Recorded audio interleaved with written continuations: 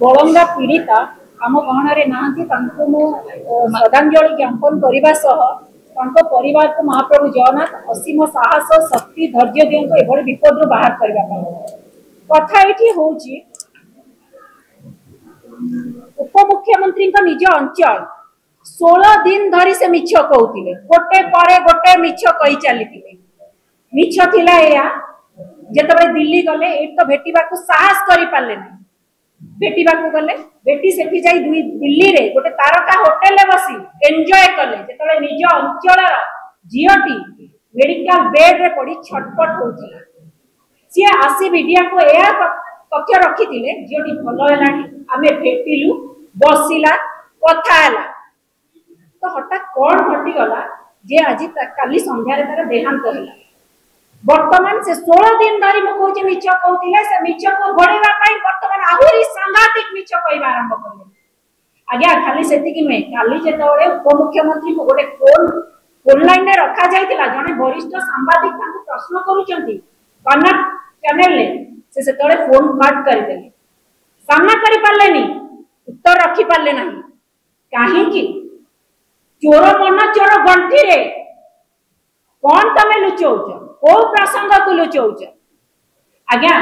जो 24 घंटा रे तमे एक्शन नवा कथा कहूतिल 16 दिन अर्थात 384 घंटा बीती गला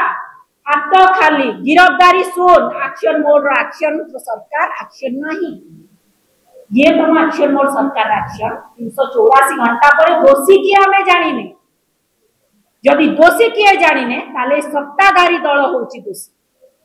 आपण जदि देखिए पुरी जिला प्रसंग पुरी रो बिलंग करे पुरी प्रसंग रे केते घटना घटी गलानी पुरी सांसद कुहारिया सांसद सबु बेले निखोज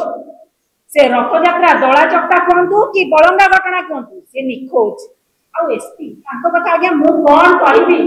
दायित्व देले परा रत्न भंडार कथा रे जे कहला मुंड कथा कुंड को आसीबनी सेही एसपी को दायित्व दिया गला एही घटना रे मध्य से कहचंदी तथ्य अछि कि आसीबनी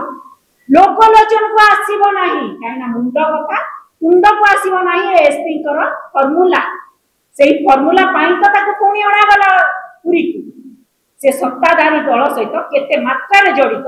ता मु निश्चित भाव रे कहि रखबा पई चाहिबी आ उपमुख्यमंत्री तांको अंचल रो झियोटी को जदी सुरक्षा देई पालेनी जो सुभद्रा रो डिंडीमा पिटुचंती दिन को 23 टका देकी आज्ञा जो सुभद्रा माने राती पाइले तांको जीवन बंचिबा पई से लड़ाई करूचंती की सशक्त कथा कहउचंती को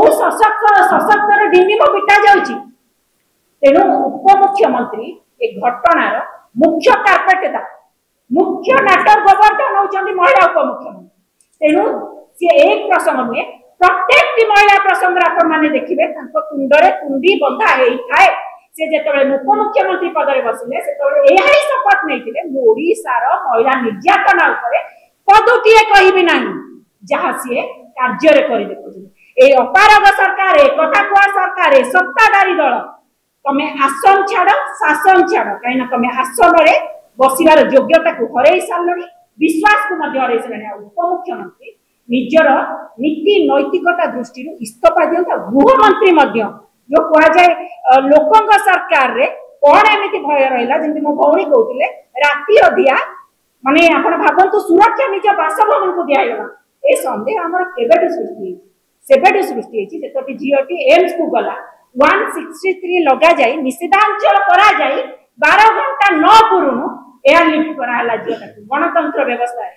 भाबंतु आमे सेही दिनरु संदेह रे जीओटी बंचिबो ना कोन हो किंतु जीव